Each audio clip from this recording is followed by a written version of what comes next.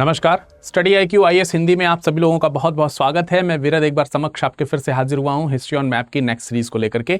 और history on map की इस नेक्स्ट सीरीज में आज हम मुगल वंश के दूसरे बादशाह हुमायूं के बारे में चर्चा करने जा रहे हैं। तो नासिरुद्दीन मोहम्मद के नाम से इनको जाना जाता है। मैं थोड़ा सा रुका तो मैं सोच रहा था कि आपको नासिरुद्दीन के बारे में बताऊं या ना बताऊं। बेसिकली अगर आप देखेंगे तो हुमायूं का वास्तविक नाम जो है वो नासिरुद्दीन मोहम्मद है, लेकिन वह हुमायूं के नाम से गद्दी पर बैठा है। मार्च 1508 में काबुल में उसका जन्म हुआ, लेकिन जब वो गद्दी पर बैठा तो उसका शुरुआती समय जो है वो दरबारी षड्यंत्रों से और पारिवारिक षड्यंत्रों से भरा हुआ है। एक अलग बात है कि जिस 23 वर्ष की आयु में के आसपास आप लोग यूपीएससी की प्रिपरेशन कर रहे हैं, उसी 23 वर्ष की आयु के आसपास हुमायूं बादशाह बना था। चलिए उस हुमायूं के बादशाह बनने की कहानी को हम आगे बढ़ाएंगे, लेकिन उससे पहले एक महत्वपूर्ण सूचना आपको दे देते हैं। सूचना यह है कि अगर आप स्टडी IQ IAS हिंदी के इस प्लेटफॉर्म से जुड़े ही हैं और अगर अपनी तैयारी को बेहतर बनाना चाहते हैं, शानदार बनाना चाहते हैं, तो 8 जुलाई से एक बैच शुरू हो रहा है शाम को 6 बजे, जिसमें विधिवत तरीके से आप लोगों को सारी चीज़ें अनुशासन के साथ पढ़ाई जाती हैं। आप YouTube की पढ़ाई से मुझे पूर्णतः तो विश्वास नहीं है कि आप यूपीएससी को क्लियर कर लेंगे, क्योंकि सिर्फ वन वे में पढ़ाई कर लेना, सिर्फ पढ़ लेना, ये यूपीएससी से के लिए शायद मतलब ये कमी है, मतलब पूरी नहीं हो पाएगी इससे आपकी, क्योंकि सिर्फ पढ़ने से काम नहीं चलेगा।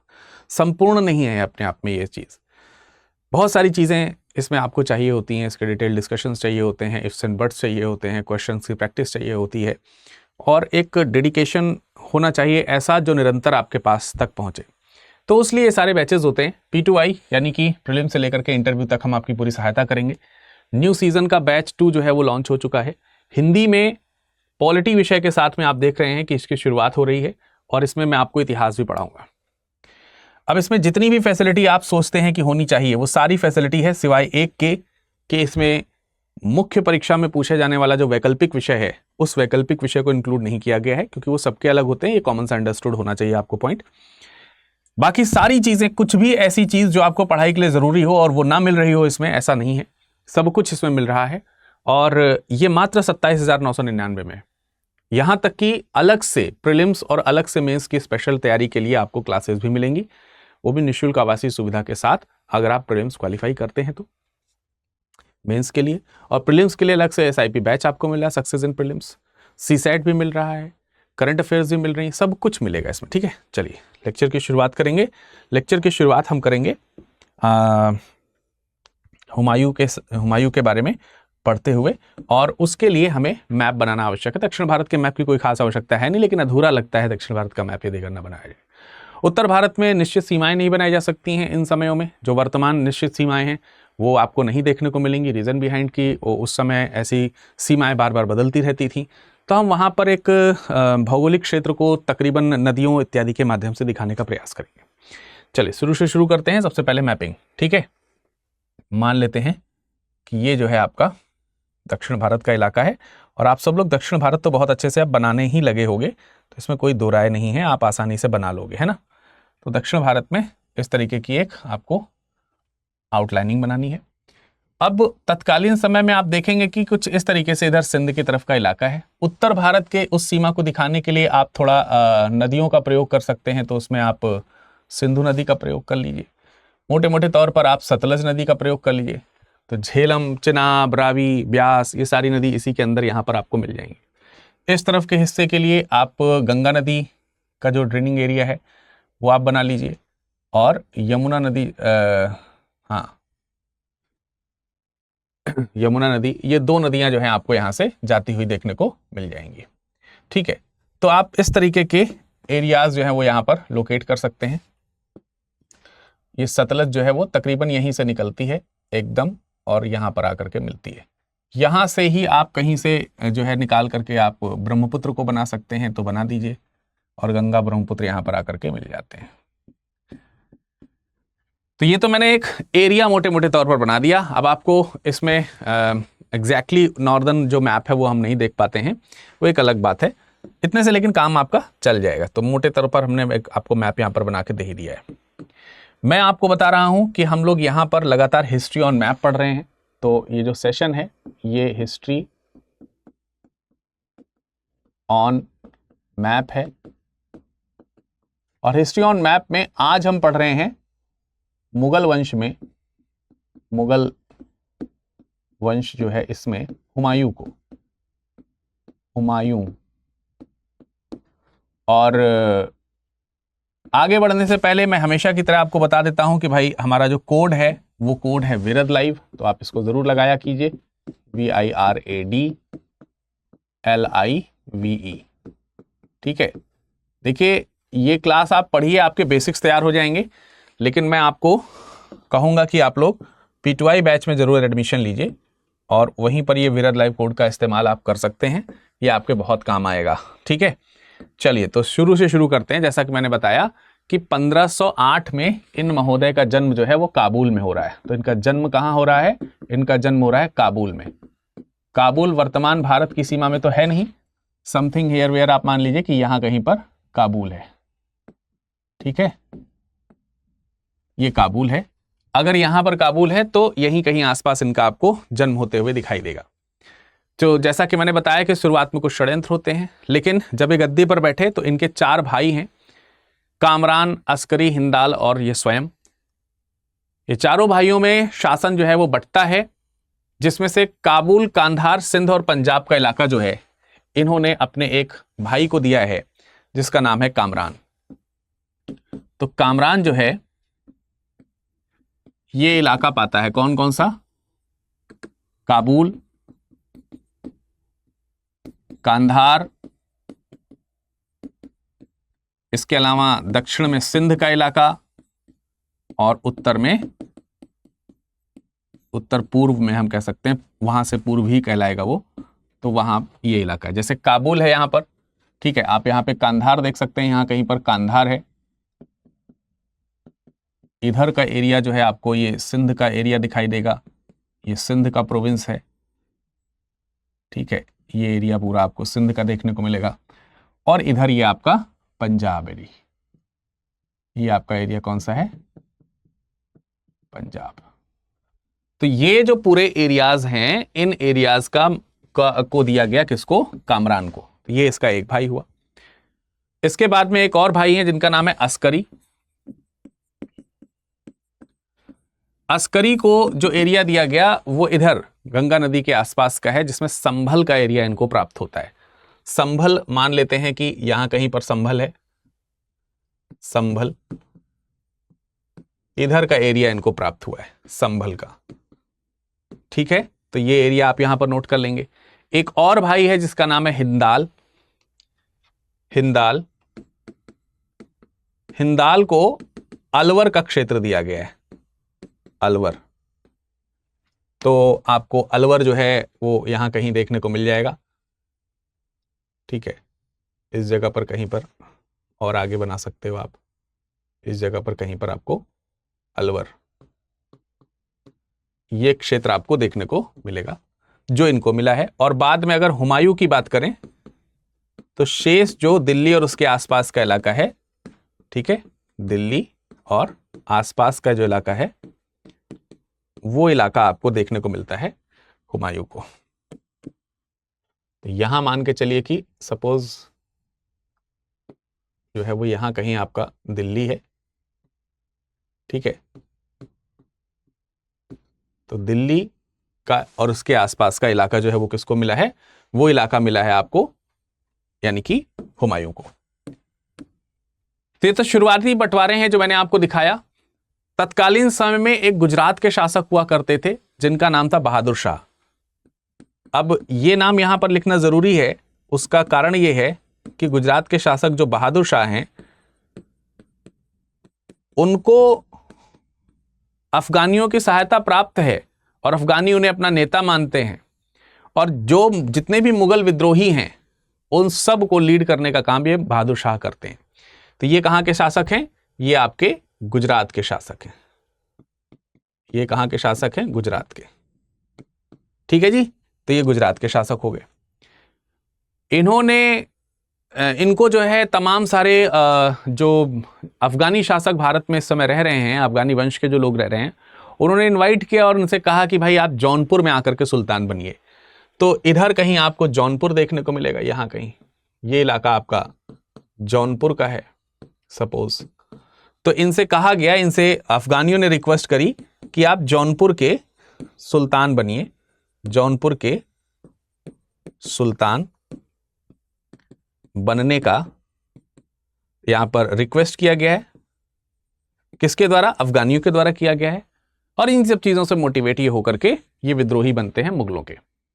इसी क्रम में इन्होंने शेरशाह को, जो शेरशाह सूरी है, उसको भी मुगलों के खिलाफ काफी हद तक भड़काया है।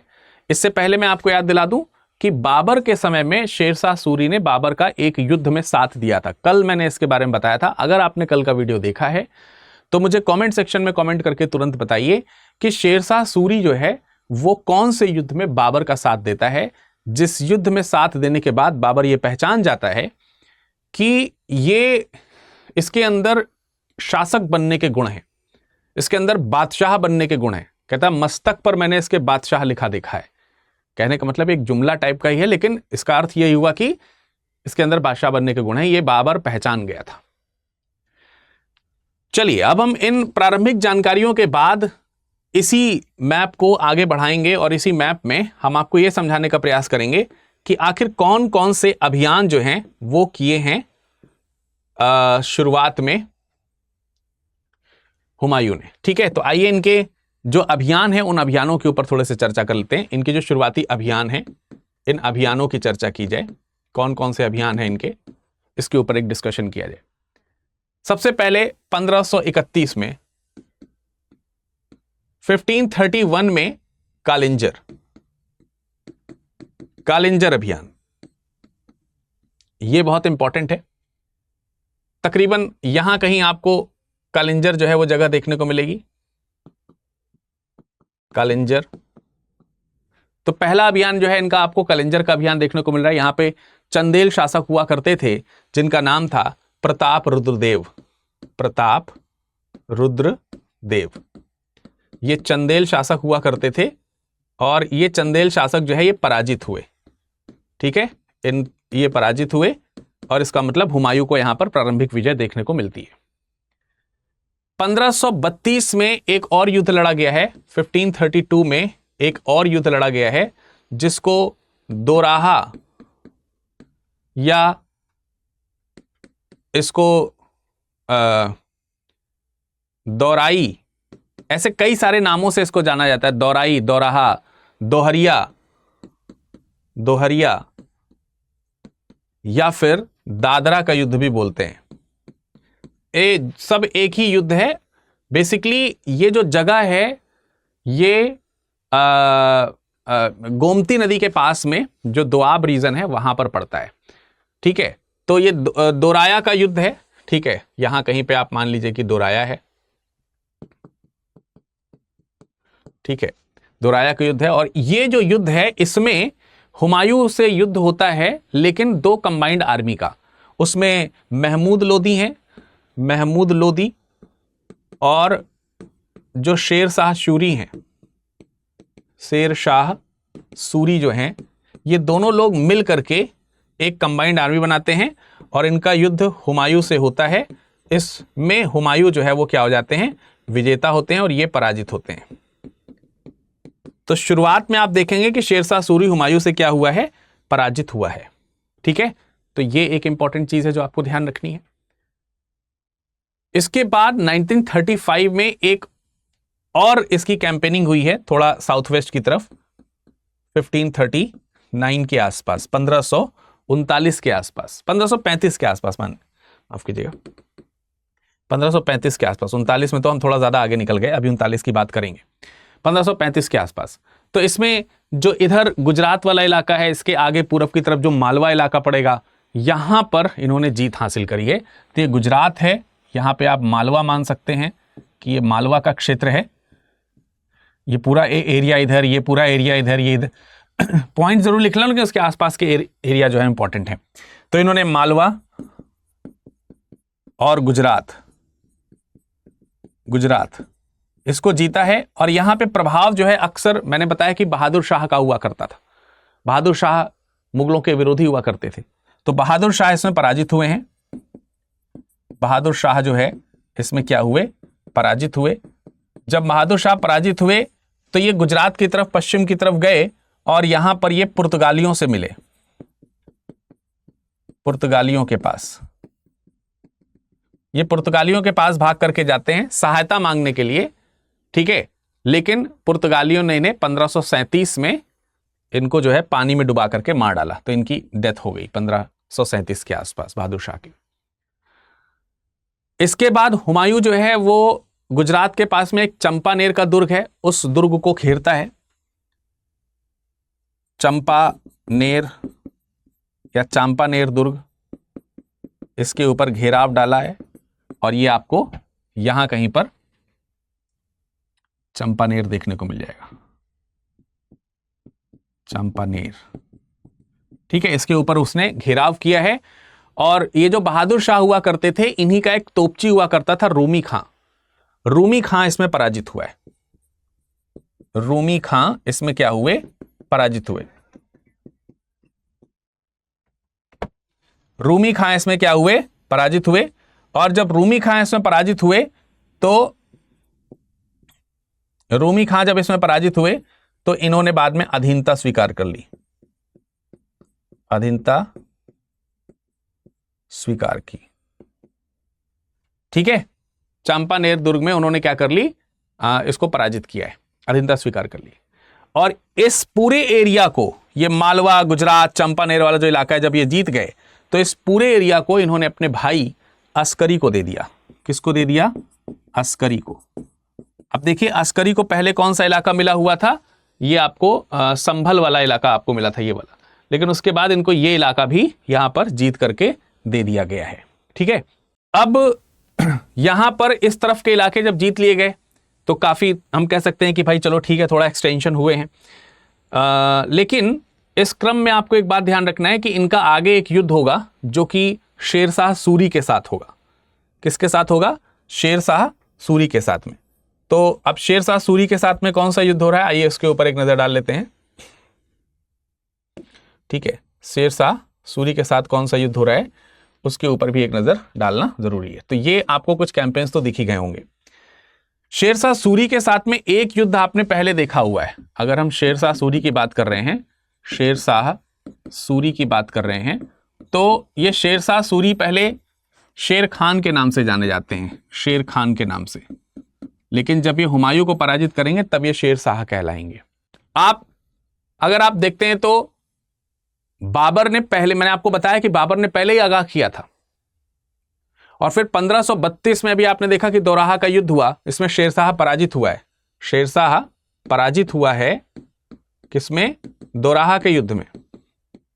1532 में जो युद्ध हो रहा है, अगस्त 1532 में युद्ध हुआ और ये पराजित हुए, जबकि कंबाइंड आर्मी लेकर के आए थे। और इन्होंने मुगलों की अधीनता भी स्वीकार करी है, मुगलों की अधीनता भी स्वीकार करी है।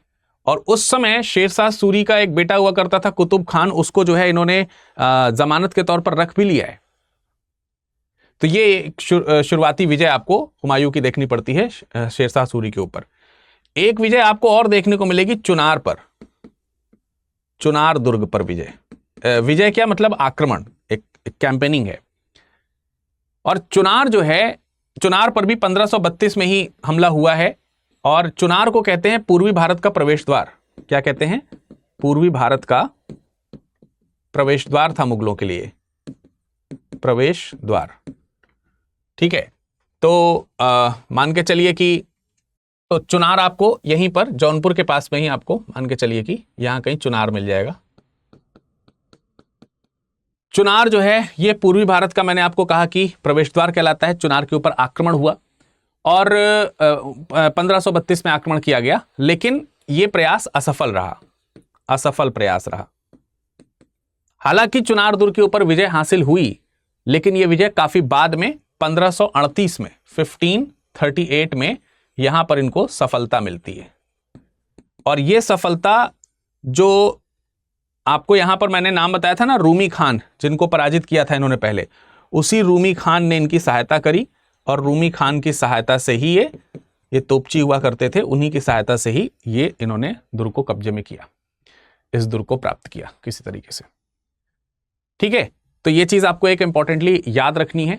फिर इसी समय, जिस समय 1538 में चुनार दुर्ग को जीत रहे हैं, उसी समय शेर खान की अगर हम बात करें तो शेर खान ने बंगाल के ऊपर हमला किया है। उस समय बंगाल की राजधानी गौर हुआ करती थी, गौर कह सकते हैं या गौड़ कह सकते हैं, वहां उसको उन्होंने जीता है।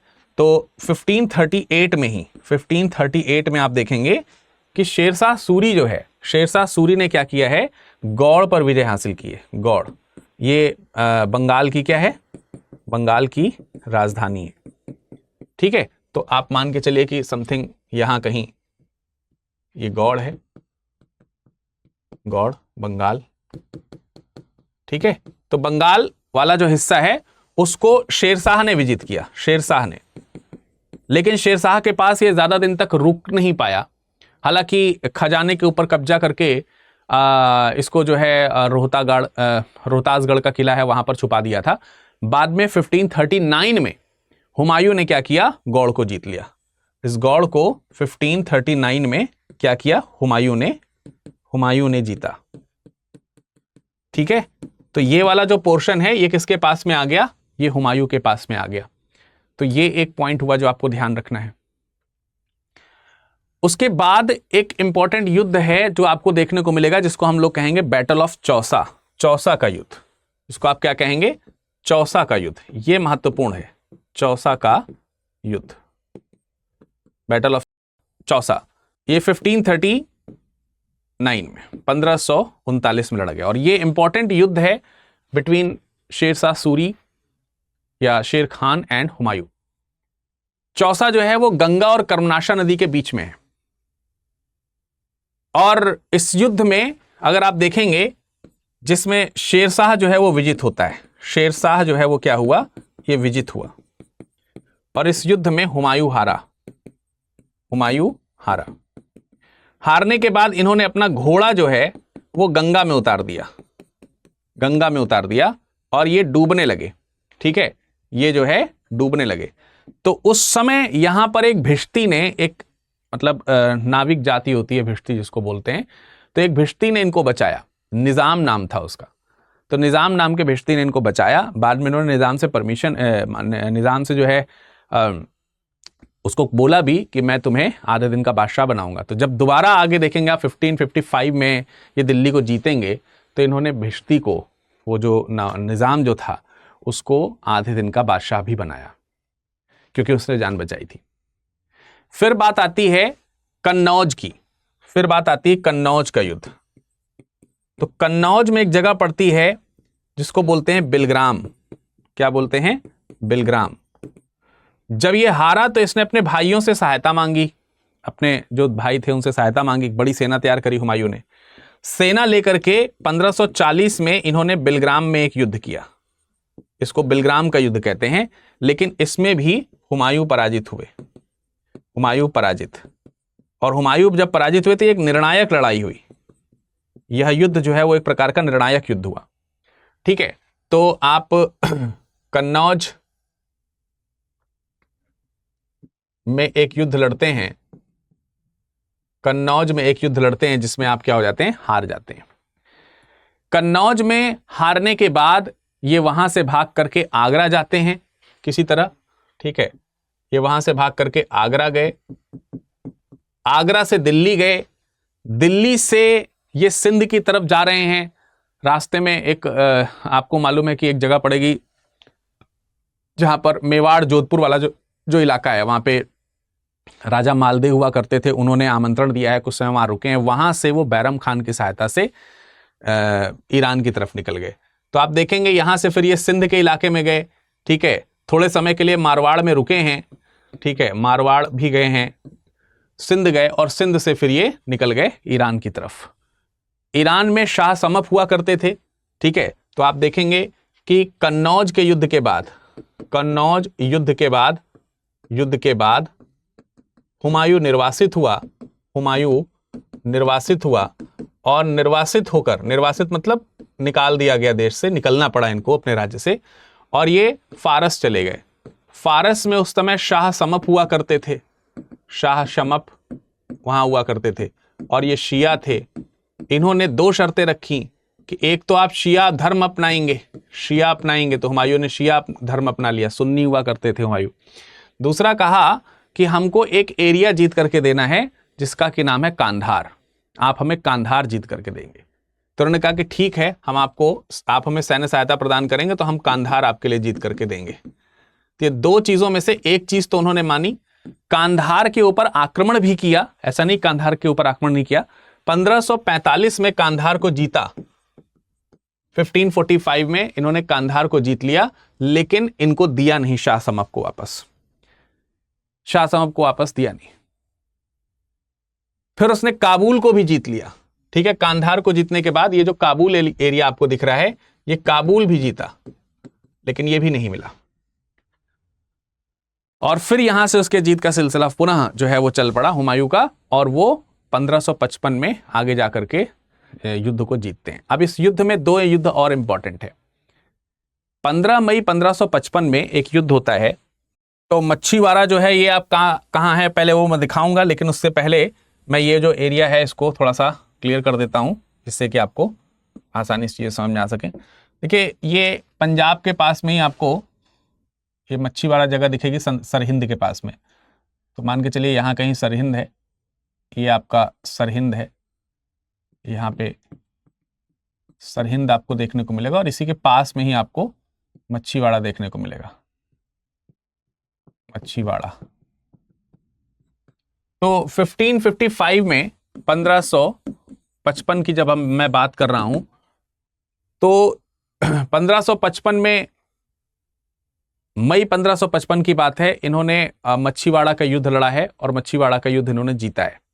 और जून 1555 में सरहिंद, ठीक है, मई में इन्होंने मच्छीवाड़ा और जून अगर हम बात करें 1555 की, तो इन्होंने सरहिंद को जीता है। और यहां पे पराजित कौन हुआ है? पराजित हुए हैं सिकंदर सूर। सिकंदर सूर यहां पर क्या हुआ है? पराजित हुआ है। सूर वंश के ही शासक हुआ करते थे ये, इनको हराया है। और इस तरीके से अब दिल्ली की विजय की तरफ का जो मार्ग है वो इनके लिए खुल गया, ये वाले एरियाज को जीतने के बाद। अब देख रहे हैं काबुल, कांधार और इस तरफ के एरियाज को ये फिर रिकवर करते हुए 1555 में चले आ रहे हैं। और इन सब अभियानों में, मैक्सिमम अभियानों में आप देखेंगे बैरम खान जो हैं इनकी सहायता कर रहे हैं, ठीक है। यही बैरम का आगे चल करके अकबर के संरक्षक बनेंगे। तो बैरम खान के नेतृत्व में सरहिंद में मुगलों की पराजय हुई है, ऐसा माना जा रहा है। लेकिन एक चीज ध्यान रखना है कि जो सरहिंद का युद्ध है, इसकी जीत का श्रेय जो है वो अक्सर अकबर को दिया जाता है। ऑफिशियली अगर देखा जाए तो अकबर को इस जीत का श्रेय दिया जाता है। बहरहाल उस समय तो हुमायूं ही बादशाह हैं। तो जो भी है, इनको इसी समय युवराज घोषित किया गया। और इसके बाद अकबर को पंजाब का सूबेदार भी घोषित किया गया।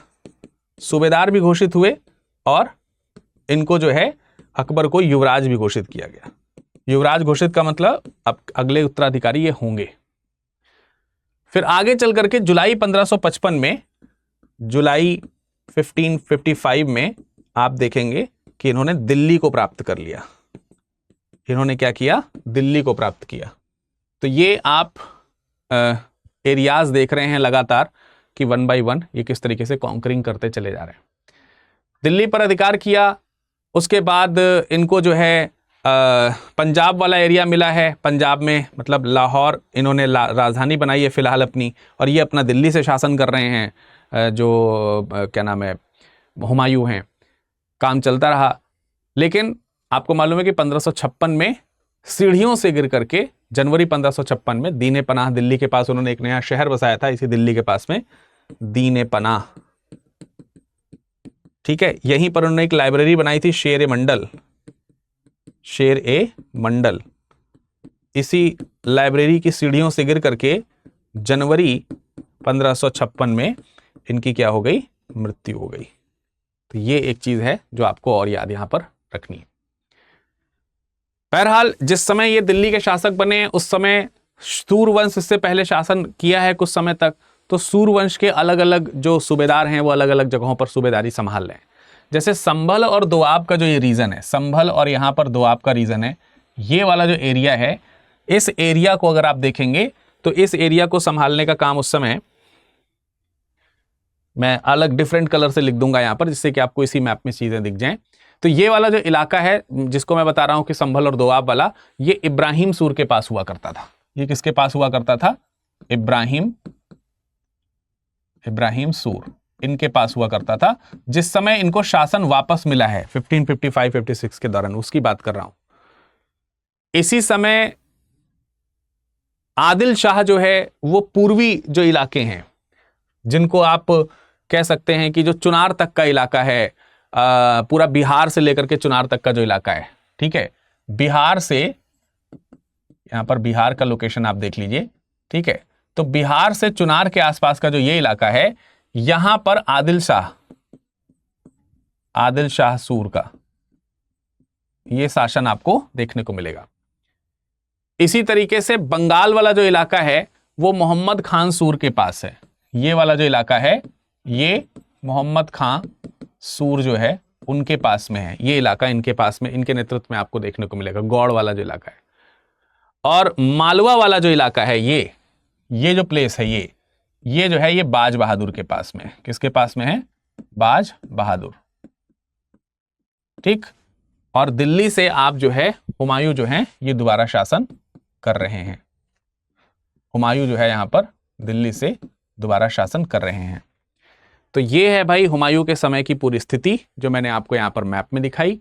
आई होप कि आपको ये मैप वाला पोर्शन पूरा समझ में आ गया होगा। चलने से पहले मैं आप लोगों को एक चीज और बता देना चाहता हूं कि आप सब लोग अगर विधिवत तरीके से पढ़ाई करना चाह रहे हो, देखो मैं गंभीरता से इस बात को कहना चाहूंगा कि YouTube में आपकी सारी जो नीड्स हैं उसको फुलफिल नहीं किया जा सकता। और समय व्यर्थ करके ये बाद में सीखना कि यार पहले ही कोर्स ले लिए होते, तो उतना समय मत व्यर्थ कीजिए। मैं आपको सजेस्ट करूंगा कि आप जो है 8 जुलाई वाले इस बैच में 2025-26 की तैयारी के लिए जुड़ सकते हैं। शाम को 6 बजे बैच चल रहा है, हिंदी में पॉलिटी विषय के साथ शुरू होगा।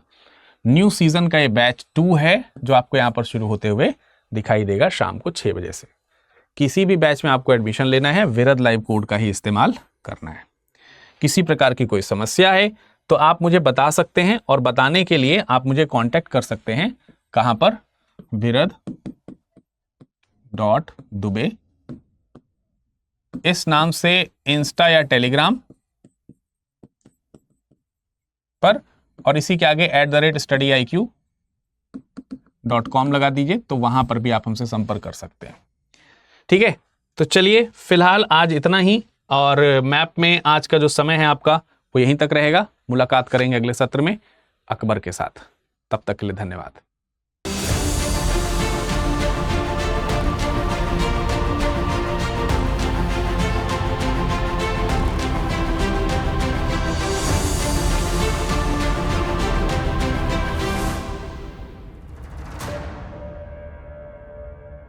हिंदी में यूपीएससी की तैयारी से संबंधित प्रोग्राम्स को देखने के लिए सब्सक्राइब करें स्टडी IQ IAS हिंदी।